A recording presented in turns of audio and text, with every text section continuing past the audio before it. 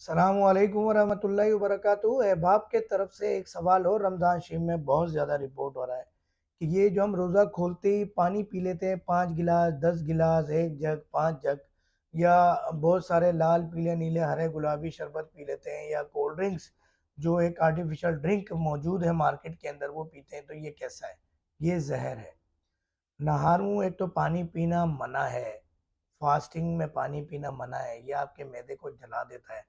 آپ کا معدہ جلتے توے کی طرح ہوتا ہے، اور جلتا توا پھر اس پہ پانی پھینکے تو کیسے آوازیں نکلتی ہیں، کیسے آگ لگتی ہے، کیسے ٹیسیں اٹھتی ہیں، توے کو بھی تکلیف ہوتی ہے تو آپ کے معدے کو بھی تکلیف ہوتی ہے، تو یہ منع ہے۔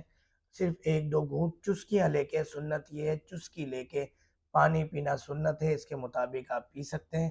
اور رنگین شربت، چینی والے شربت، چینی زہر ہے، رنگین شربت زہر ہے، کولڈ ڈرنک زہر ہے، خدا را اس سے اجتناب کیجئے۔